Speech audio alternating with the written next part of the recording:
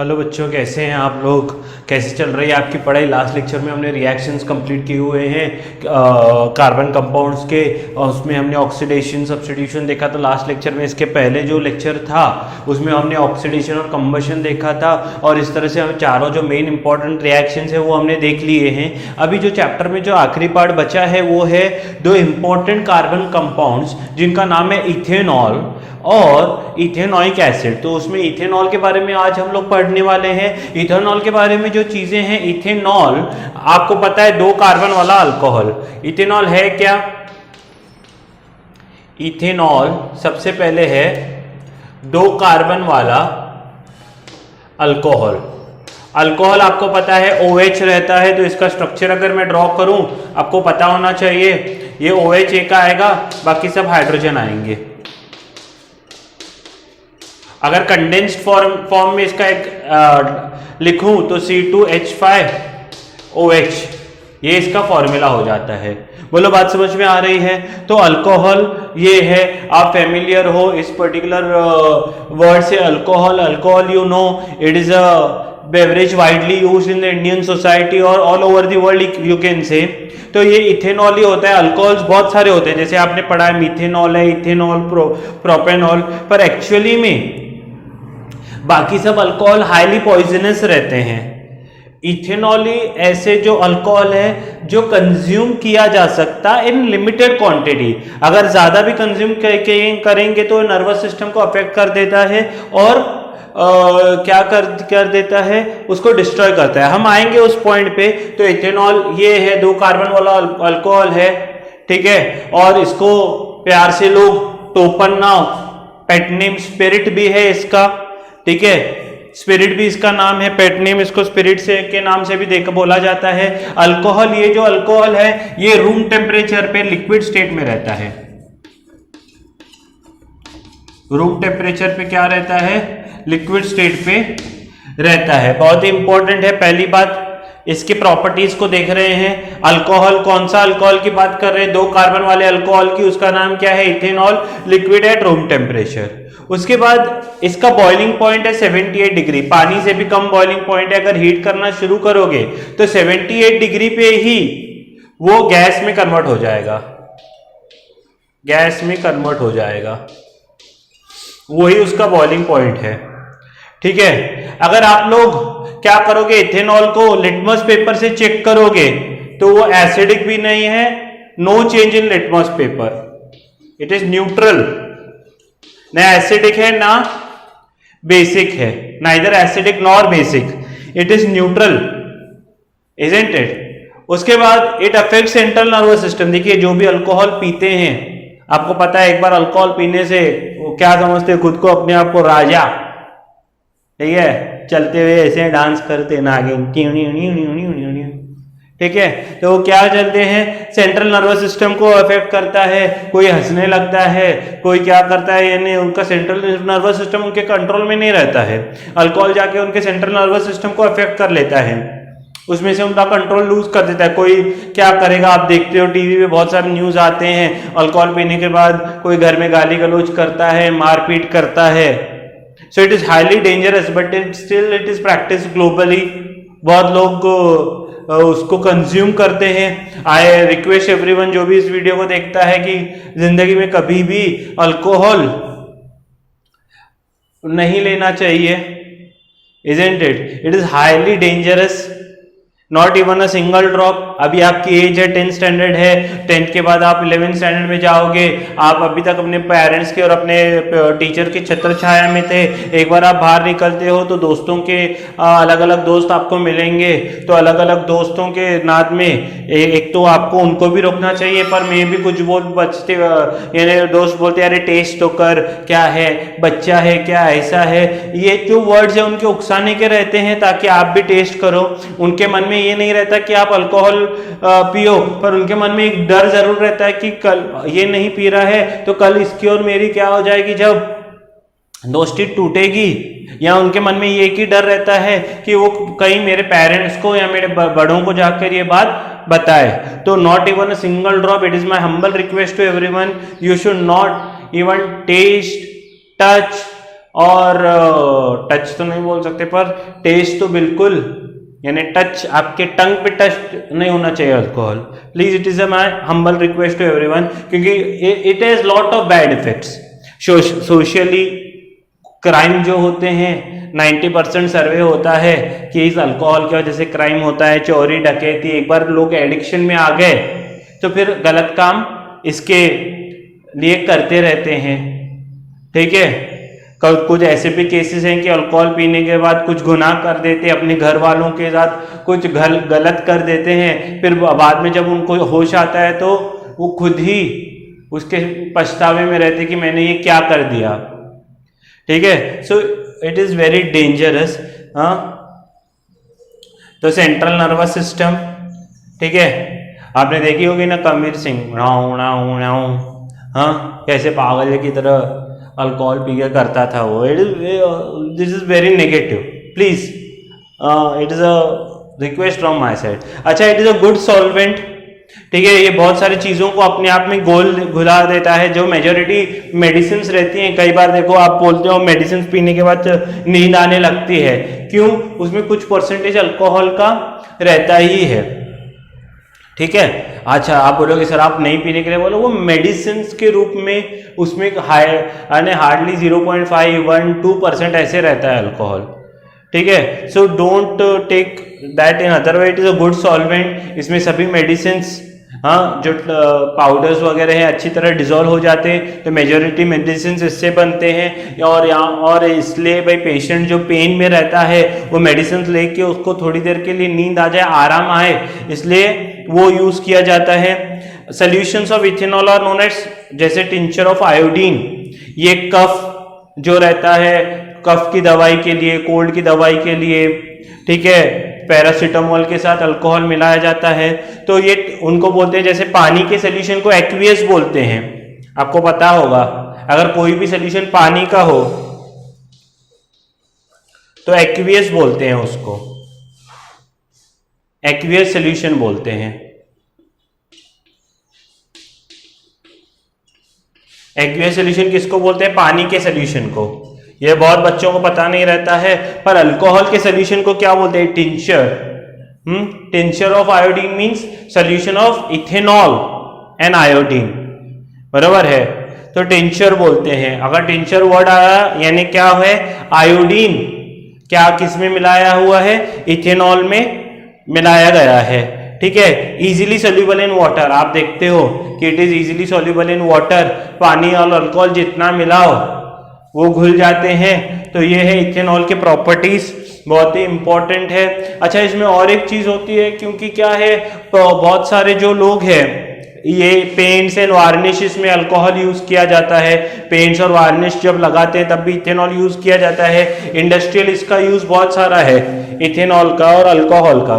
तो इनिशियली क्या होता था कि लेबोरेटरीज में इथेनॉल रखा जाता है, जैसे स्कूल लेबोरेटरी हो, कॉलेज की लेबोरेटरी हो, रिसर्च के लेबोरेटरीज में इथेनॉल रखा जाता था। तो इथेनॉल जिन लोगों को आदत रहती थी वो लेबोरेटरीज में, फैक्ट्रीज में, यानी मेडिसिन बनाने के लिए अल्कोहल रखा गया है, तो वो क्या करते थे, वहां से चुराते थे। जो भी वहां के वर्कर्स होते थे, डेली वेजेस पे काम करने वाले लोग रहते थे, कुछ लोग जिनको एडिक्शन था, उनको पता नहीं था, तो वहां से वो इथेनॉल को चुराते थे और अपने पीने के लिए यूज करते थे। फिर अभी इसका सोल्यूशन क्या निकालें? तो इथेनॉल तो लोग पी सकते हैं, मैंने बोला, बाकी अल्कोहल, प्रोपेनॉल हो, मिथेनॉल हो, दे आर वेरी डेंजरस। तो मिथेनॉल जो है वो बहुत ही डेंजरस है, ठीक है। It can burn your entire, what you can से, विंड पाइप, इतना वो रिएक्टिव नेचर का है। तो मिथेनॉल का कंजम्पशन बहुत डेंजरस है। मिथेनॉल यानी एक कार्बन वाला अल्कोहल, CH3OH। तो ये कंजम यानी इस चोरी को रोकने के लिए, इथेनॉल के चोरी को रोकने के लिए जो भी लेबोरेटरीज में और इसमें क्या बोलते हैं अपना फैक्ट्रीज में अल्कोहल रखा जाता था, उसमें थोड़ा सा मिथेनॉल मिला देते थे। ये इथेनॉल था, ये कंजम्पशन के लिए इन्हें लोग पी सकते हैं, अफेक्ट करता है नर्वस सिस्टम, पर थोड़ी देर बाद मान लो 8-10 घंटे के बाद उसका इफेक्ट निकल जाता है। पर मिथेनॉल इज वेरी डेंजरस, तो इस इथेनॉल में ये मिथेनॉल मिला देते हैं, ठीक है। और इसके ऊपर लिखा जाता है डीनेचर्ड इथेनॉल। डीनेचर्ड इथेनॉल का मतलब क्या है? इथेनॉल जिसका नेचर हमने चेंज कर दिया है, इथेनॉल जिसका नेचर हमने चेंज कर दिया है, this is denatured alcohol, this is denatured ethanol. Denatured ethanol का मतलब क्या है? जिसका नेचर हमने चेंज करके रखा है। तो मिथेनॉल जिसका नेचर हमने चेंज किया है उसको बोला गया है डीनेचर्ड इथेनॉल। इससे होगा क्या कि इसका जो नेचर है वो पूरा बदल चुका है। नेचर बदलने से क्या होगा? लोग पी नहीं सकते इसको। अगर अभी ये पिएंगे तो उससे उनकी डेथ हो जाएगी, उनका वेंट पाइप जल के उनका क्या हो जाएगा? It is highly poisonous, it will lead to death. तो दिस इज कई बार पूछा जाता है व्हाट इज डीनेचर्ड अल्कोहल। तो denatured alcohol means sometimes few small quantity of methanol is added to ethanol to make it unfit for human consumption। Human consumption ना हो सके इसलिए इथेनॉल में हम लोग मिथेनॉल मिलाते हैं and it makes it unfit for human consumption and that is denatured alcohol, denatured ethanol. और इससे जो मेजॉरिटी यानी कि चोरी है उसको रोका गया।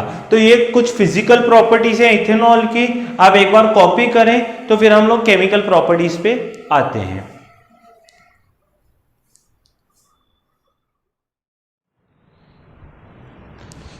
So reaction with sodium. तो अल्कोहल का रिएक्शन, इथेनॉल का रिएक्शन विथ सोडियम अगर हम करें तो अल्कोहल क्या है, इथेनॉल क्या है? C2H5OH, C2H5OH। अगर इसका रिएक्शन आप सोडियम या सोडियम के कोई भी, मान लो सोडियम हाइड्रोक्साइड से करो, मान लो सोडियम कार्बोनेट से करो, रिएक्शन वही आएगी। यहां सोडियम हो या Na2CO3 हो या NaOH हो, ठीक है। यहां पर होता क्या है कि ये जो सोडियम है या इनमें से जो सोडियम है वो इस H की जगह ले लेता है। सोडियम क्या करता है? H की हाइड्रोजन की जगह ले लेता है। और सोडियम अगर हाइड्रोजन की जगह ले लेगा तो क्या हो जाएगा? C2H5ONA, C2H5ONA plus H2 gas release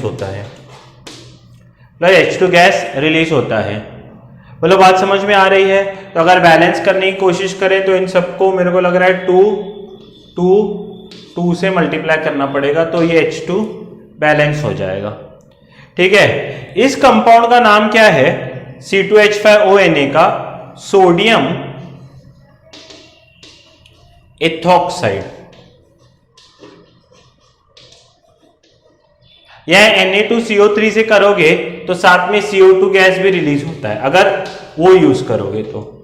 बाकी रिएक्शन सबके साथ सेम ही होती है कि सोडियम हमेशा किसकी जगह लेगा? OH के H की लेगा। So whenever ethanol reacts with sodium और any element containing sodium, it displaces hydrogen of the OH functional group. Hydrogen कौन सा? कार्बन वाला नहीं, जो OH फंक्शनल ग्रुप का हाइड्रोजन है उसकी जगह ये ले लेता है। कौन? सोडियम। और अभी जो ये नया एलिमेंट बना है उसका नाम क्या है? Sodium ethoxide. इसका नाम क्या है? Sodium ethoxide. फिर से whenever ethanol reacts with sodium, it displaces hydrogen of OH group and hydrogen gas is released. The name of this compound is sodium ethoxide. The name of this compound is sodium ethoxide. अगर यही reaction आप magnesium के साथ करोगे तो possible है क्या? नहीं, क्योंकि अल्कोहल जो है, इथेनॉल जो है वो न्यूट्रल है, और न्यूट्रल है इसलिए सिर्फ सोडियम, क्योंकि सोडियम क्या है? Highly reactive. हाईली रिएक्टिव है, इसलिए सोडियम के साथ रिएक्ट कर लेता है।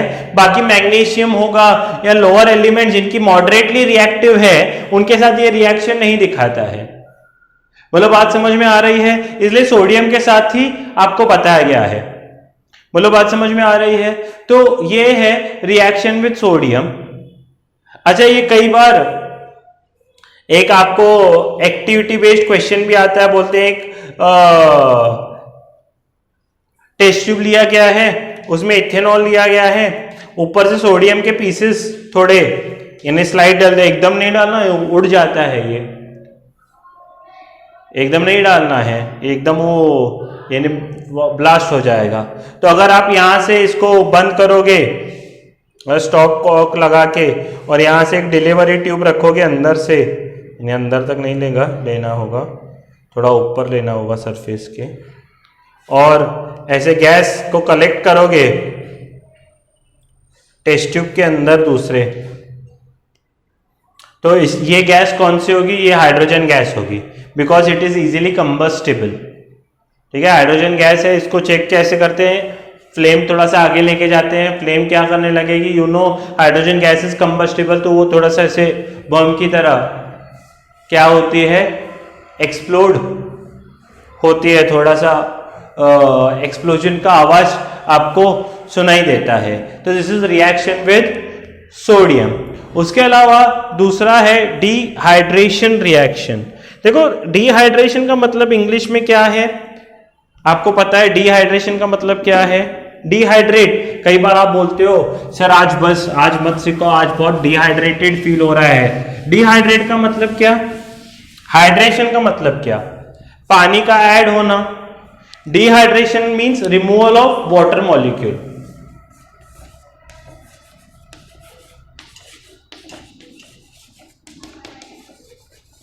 Means removal of water molecule.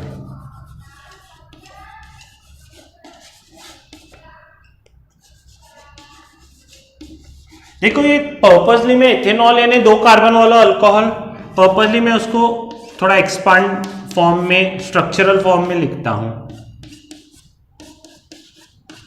एक OH है, यही तो है C2H5OH, ये इसका कंपाउंड फॉर्म। ठीक है, अभी डिहाइड्रेशन रिएक्शन में क्या किया जाता है? इथेनॉल को लेकर 170 डिग्री सेल्सियस तक हीट किया जाता in the presence of concentrated H2SO4। Concentrated H2SO4 के फॉर्म में इसको एकदम हीट किया जाएगा। इस रिएक्शन के बदौलत होता क्या है? ये कार्बन का ये हाइड्रोजन, ये कार्बन का ये OH दोनों बाहर निकल आते हैं। देखो, H और OH मिलके क्या बनाएंगे? H2O। 2 H और O ये दोनों कंबाइन होकर H2O बनाएंगे। अभी ये कार्बन का एक हाथ खाली हो गया, ये कार्बन का एक हाथ खाली हो गया, तो ये दोनों डबल बॉन्ड बनाते हैं और H बाकी तो ऐसे है ही, तो ये क्या बनाएगा? इथीन। ये क्या बनाएगा? Ethene. So ethanol is heated at 170 degree Celsius in presence of concentrated H2SO4 so that water molecule is removed and water molecule comes out and ethene, it gets converted into ethene। Ethanol किस में convert हो जाता है? 2 carbon वाले alkyne में convert हो जाता है, इथीन में कन्वर्ट हो जाता है। और आप लोग देखते हो कि H और OH निकल रहे हैं, इसलिए इसका नाम डिहाइड्रेशन, रिमूवल ऑफ वाटर। आप भी डिहाइड्रेटेड फील करते हैं, यानी क्या पानी का लेवल आपके बॉडी में से कम हो गया है, दैट इज डिहाइड्रेशन। बोलो बात समझ में आ रहा है? डिहाइड्रेशन का मतलब समझिए। Once again, when alcohol is heated in presence of concentrated H2SO4 at a temperature of 170 degrees Celsius, hydrogen and OH of this are removed to form ethene and water। तो ये लिख लो दोनों रिएक्शंस। तो अभी बाकी सब हमने समझा, एक थोड़ा सा पॉइंट बचा है कि मैं आपको बताऊं कि इथेनॉल एक्चुअली प्रिपेयर कैसे होता है।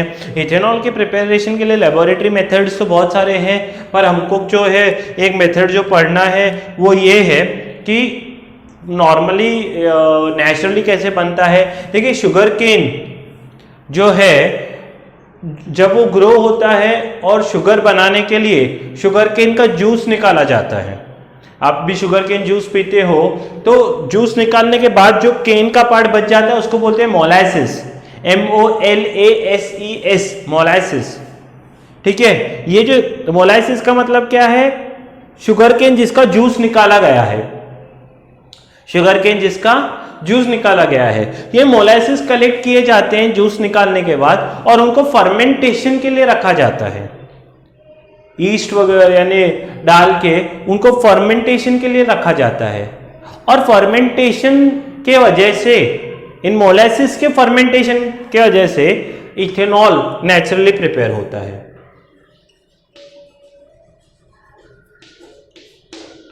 इथेनॉल प्रिपेयर होता है। ठीक है, बोलो बात समझ में आ रही है। इथेनॉल को प्रिपेयर होता है और ये इथेनॉल एक एफिशिएंट क्लीन फ्यूल भी है, इसलिए आजकल इसको गैसोल भी बोला जाता है।